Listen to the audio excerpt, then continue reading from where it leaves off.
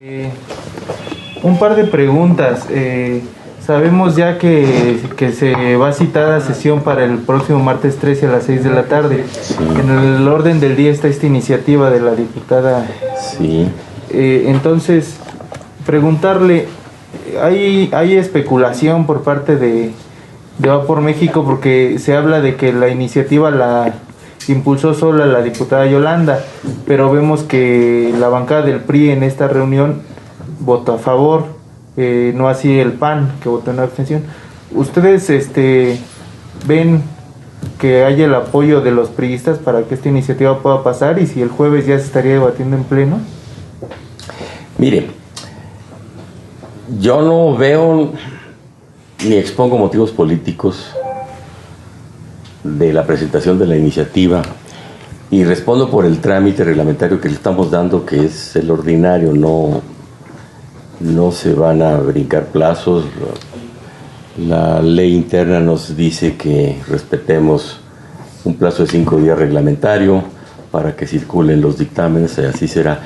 Pero junto con esta van otros 3 o 4 dictámenes más que vamos a discutir y posiblemente votar el martes. De aprobarse, pues lo que hago yo es turnarlo a la mesa directiva, y la mesa directiva le da turno hacia el pleno. Esta última parte no se las puedo contestar yo.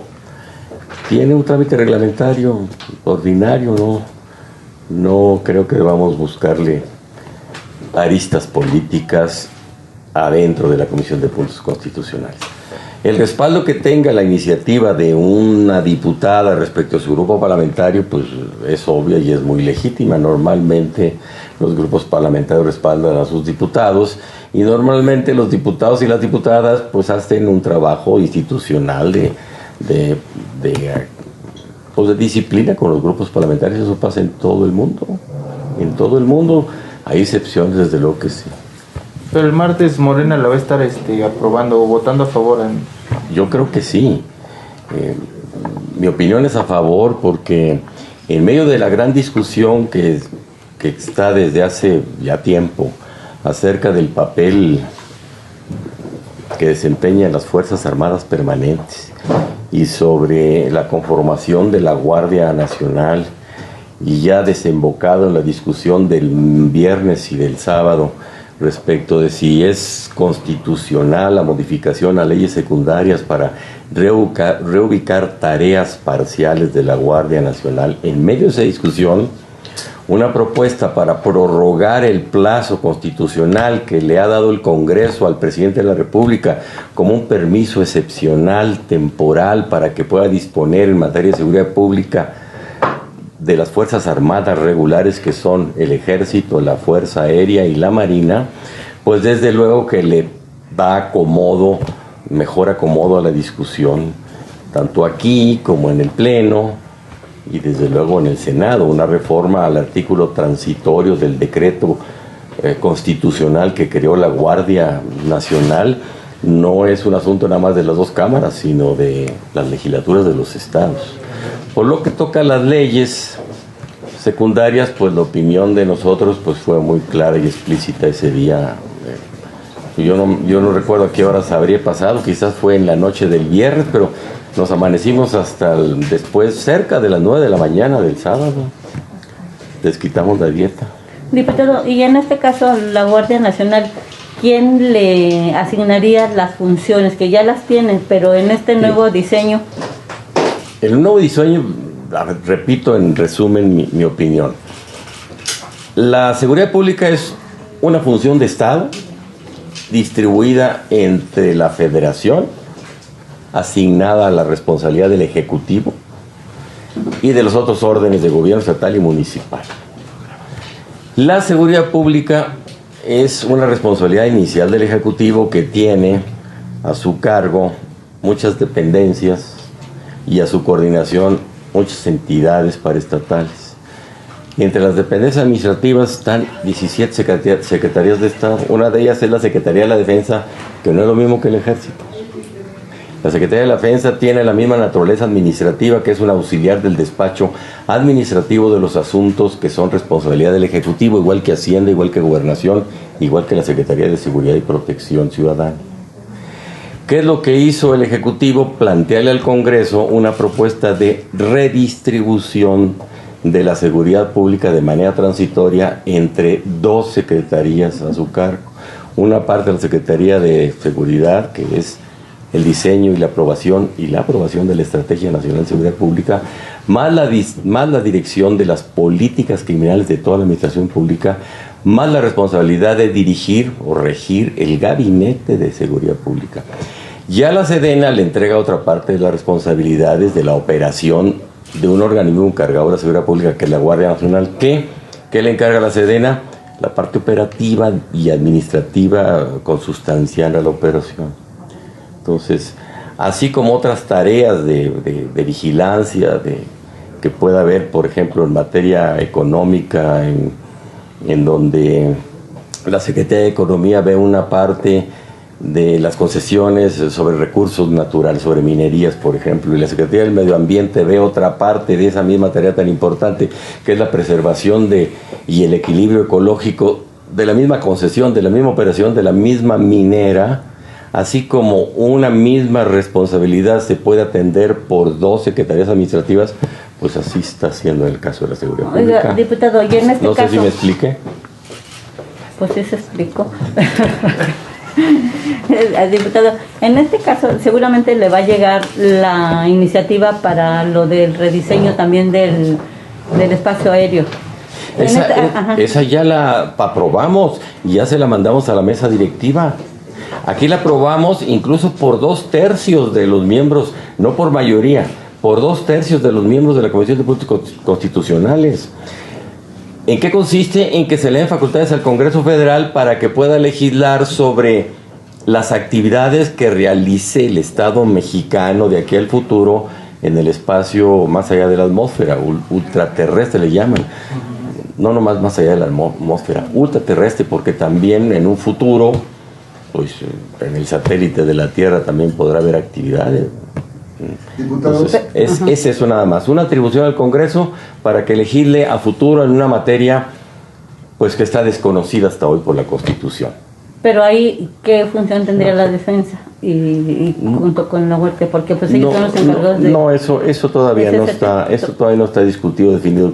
Quizás venga el día de mañana una propuesta de ley reglamentaria de este tema y ahí el Ejecutivo seguramente propondrá cómo prever actividades a futuro, que pues yo no alcanzo a visualizar lo que puede pasar dentro de 100 años, 50, 25. Diputado, ¿considera usted entonces una salida esta iniciativa de la diputada del PRI, avalada por ustedes, para que ante una eventual controversia constitucional como amenazó la oposición de concretarse en el Senado por lo de la Guardia Nacional? ¿Es una salida viable para...? Una salida no creo que sea el término, yo no lo usaría. Yo diría que apoye el contorno de la discusión. Y si se llega a aprobar esta propuesta de la diputada del PRI, el próximo martes en la Comisión de Puntos Constitucionales y luego en todo el Congreso y las legislaturas, es decir, si se vuelve una reforma constitucional, pues será algo que tenga que tomar en cuenta de una manera muy especial la Suprema Corte si es que le cae una controversia o una acción de inconstitucionalidad contra las reformas que aprobamos aquí el sábado en la madrugada. Es un ingrediente más para la discusión y para el análisis de la Suprema Corte. ¿Por qué la presentó el PRI? Pues yo sé que no le corresponde a usted responderla, pero digo, era una iniciativa más al estilo de Morena, porque el PRI pues votó en contra de estas leyes que buscan militarizar, dicen, al país, y de repente sale de la nada una iniciativa invertida. Pues esa es una respuesta que podría darle de manera mucho mejor el propio PRI o la diputada iniciante. Pero yo lo que le digo es que hace una coincidencia muy favorable a la discusión, porque como estamos en una situación extraordinaria, por virtud de una desazón política de entendimientos, en donde los partidos opositores al gobierno y a la coalición que encabeza Morena, que respalda al gobierno, anuncian y han estado cumpliendo que no van a ninguna reforma constitucional. Bueno, ¿qué sucede? Que por eso el presidente hace una propuesta de reformas secundarias y por eso Morena dice, aunque aquella no es preferente, nosotros la hacemos nuestra y queremos que cuanto antes se resuelva, y por eso se aceleró el procedimiento extraordinario de urgencia y de obviedad en la resolución. Pero si estuviéramos en tiempos normales, eso que presentó la diputada de la Torre no habría sido más que una reserva en la discusión particular y se hubiera podido modificar un dictamen de discusión constitucional. Como no podemos estar discutiendo cosas constitucionales, pues entró como una iniciativa precisamente en medio del debate para llamar la atención pues de la falta en que estamos. Yo creo que ahí yo le aplaudo el gesto a la diputada de la Torre porque tuvo el tino de plantarla en medio de la discusión. Ahora el respaldo que le da a su grupo pues me parece natural. Y no puedo hablar por todos los miembros de la Comisión de Puntos Constitucionales y mucho menos por todos los miembros de Morena, pero creo que muchos o la gran mayoría estará muy de acuerdo con esa propuesta, por lo que les digo. ¿Cuál fue la votación, perdón, nada más para tenerla? ¿En dónde? De esta... Todavía no la votamos. Bueno, pero nada más, el procedimiento es este. Hubo sesión de junta directiva para autorizar una siguiente sesión plenaria de puntos constitucionales. ¿Y qué es lo que aprobamos? El orden del día, que es pues lo que es común, y un punto que es 4 posibles proyectos de dictamen para discutirse. Uno de ellos es el de la diputada de la Torre. Otro es una reforma al tercero constitucional para agregarle la especialidad financiera a la educación, cosa que va a provocar buena discusión. Otro es agregarle una condición jurídica de digitalizados a la categoría de ciudadanos en México. También va a asegurar que haya la condición de ciudadanos digitalizados en México. Bueno, también nos vamos a entretener discutiendo y alguna otra que se me escapa. Vamos a tener tarea el martes. ¿Y hubo respaldo unánime a esta convocatoria, diputado? En un momento estábamos todos, pero como es por el auxilio de la vía digital, algunos están con el APRAV y otros con Zoom y se desconectan algunos. Total, empezamos 14, llegamos a ser los 16 de la Junta Directiva en un momento y terminamos siendo 13. En todos los casos hubo quórum, desde luego. Oiga, ¿Eso qué pasa? Pues interrumpe las comunicaciones ahí, y más en esta época de muchas tormentas. diputado, aunque yo sé que no adivina, pero por ejemplo el presidente dijo que el 16 anuncia la integración ya oficialmente de la Guardia al Ejército. Si se presenta la inconstitucionalidad, ¿qué va a pasar? ¿Se tiene que suspender o qué? No, y dije que bueno que me hace esa pregunta porque me servirá para entrar a otro tema muy interesante. Mire, no, la acción de inconstitucionalidad tiene 30 días de plazo para que se presente y no suspende la vigencia de una ley. Y la Corte no tiene plazo para resolverla. Puede pasar 1 año, 2, 3 años, se puede resolverla en 2 meses. Entonces no sucederá nada. Si el Senado de la República en el curso de esta semana procesa las minutas que le mandamos con los decretos de las leyes secundarias en el tema y las vota a favor, bueno, entonces pues tendrá que remitirse si las vota a favor íntegramente como se las mandamos, si le hace un cambio nos las regresará. Si las vota completamente acorde a nosotros, se las mandará ya al Ejecutivo, el Ejecutivo las promulgará y sí podrá el presidente decir el día 16 eso. Si los tiempos no se corren como estamos imaginando, pues no será esa situación. Pero yo creo que sí. Bueno. Y bueno, ya aquí queda aprobado, por ejemplo, pues esta iniciativa en materia de Guardia Nacional. ¿Qué llamado le hacen los senadores? Tiene previsto que mañana se discuta. Entonces, ¿cuál es el llamado de parte de usted a los senadores? Bueno, que la analicen como ellos mismos dicen, con toda responsabilidad, con la independencia que tiene la otra cámara revisora, que tomen en cuenta la exposición de motivos y las consideraciones que hicimos todos los legisladores que subimos a hablar a favor y en contra, que lo sopesen. Yo creo que deben llegar mayoritariamente a una resolución igual a la nuestra.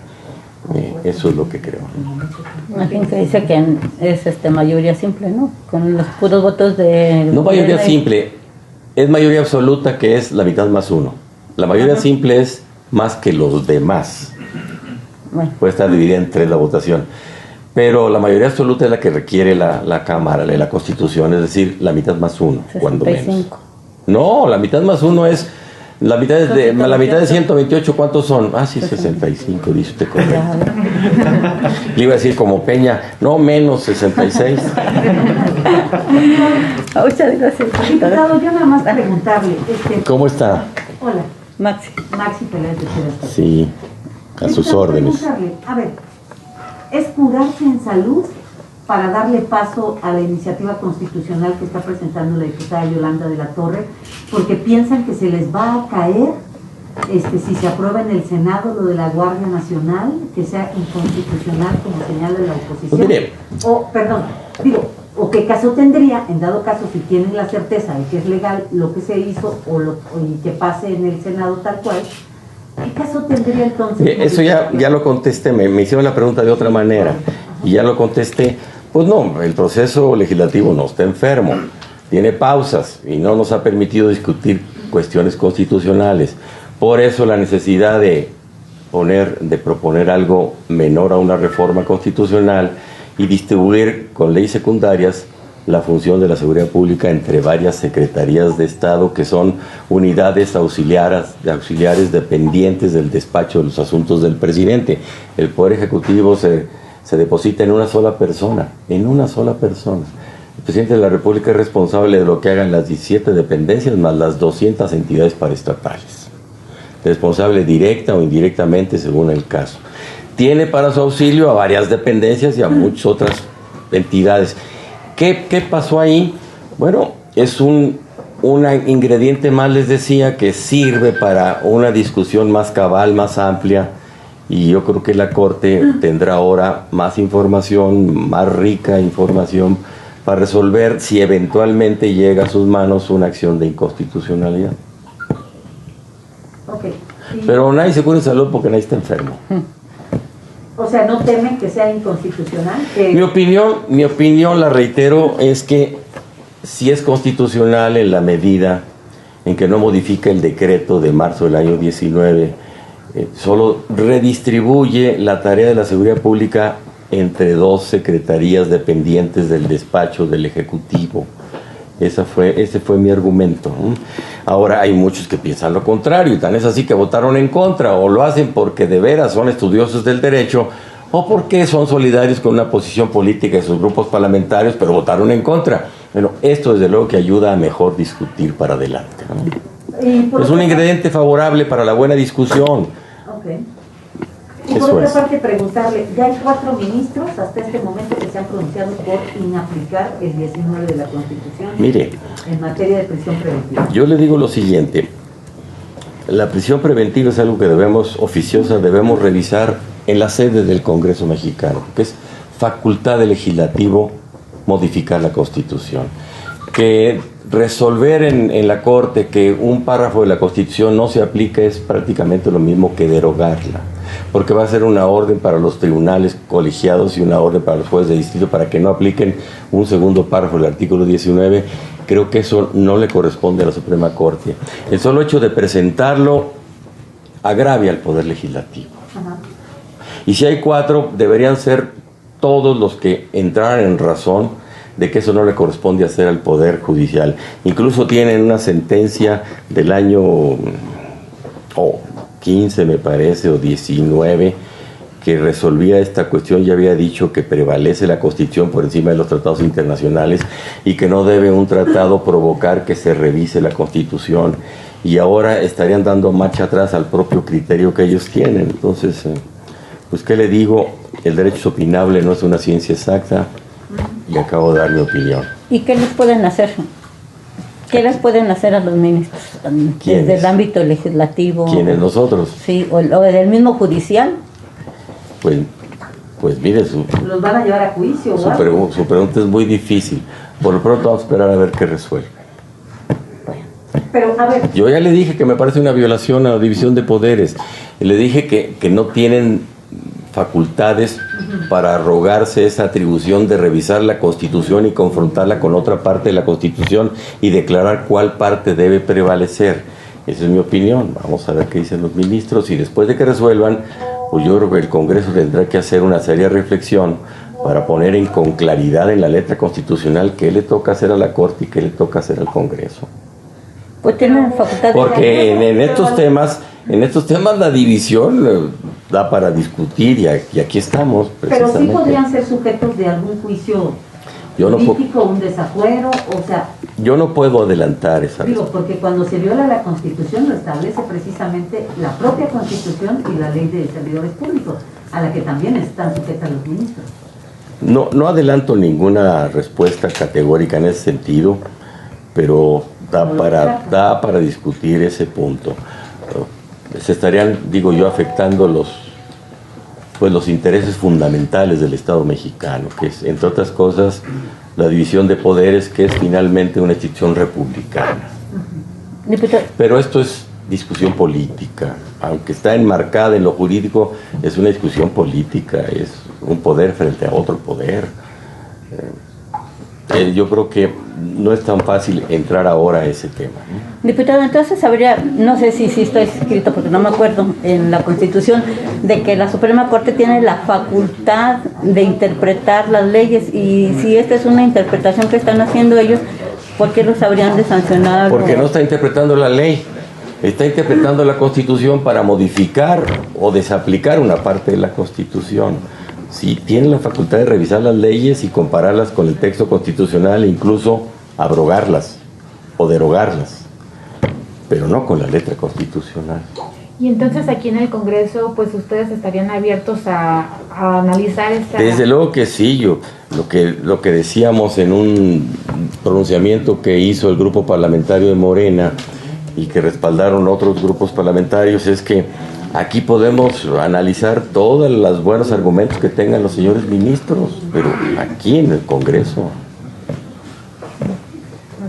Está bien. Oiga, perdón, ¿y usted sí cree que realmente si se anulara esta parte para la prisión preventiva, se pondría en riesgo la estrategia, toda la estrategia de seguridad que tiene el secretario de Gobernación? Los derechos humanos, los derechos fundamentales de las personas, desde luego que son muy importantes y hay que respetarlos, pero hay una escuela jurídica que viene construyéndose y está apoderada del Poder Judicial y de los criterios de los ministros, de los magistrados y de los jueces desde hace años, y esa postula que los derechos humanos son prácticamente ilimitados. Hay otra parte de los mexicanos que pensamos que ningún derecho es absoluto, y que frente a los derechos humanos hay otra razón de Estado muy importante, que es la seguridad pública. Y para estas alturas, como están las cosas de graves con la delincuencia organizada, la amenaza a la seguridad nacional no viene de fuera, sino de adentro mismo. Es un asunto ya de seguridad nacional, el combate al crimen organizado. Entonces, son dos razones muy importantes. Sobre ese parámetro debe tomarse una decisión, no nada más respecto de un punto de vista. Esa es nuestra queja. Yo creo que los ministros de Estado, los ministros de la Suprema Corte, además de ser muy buenos abogados, deben ser hombres y mujeres de Estado. Están fuera del escalafón de la carrera judicial. No se necesita recorrer todos los puestos ascendentes hasta llegar a ministro de la Corte, porque está abierta la posibilidad de que sean ministros otros mexicanos y otras mujeres mexicanas sin pasar por la carrera judicial, porque ahí lo que debe haber es estadistas, no nada más buenos abogados. ¿Usted estaría de acuerdo que se revisara el catálogo de ilícitos? Sí, desde luego que sí, hay algunos que no tienen por qué estar ahí. Pues hay uno que dice asalto al transporte de carga en cualquier modalidad, por ejemplo, pero hay otros en donde ya quisiera ver a los partidos cualquiera, de oposición y de gobierno, ya quisiera ver a las academias, a las cámaras empresariales, a los mundos de opinión, a los medios de comunicación, opinando que se dejen libres a los violadores, a los secuestradores, a los homicidas, a los feminicidas. Bueno, pues díganme si no.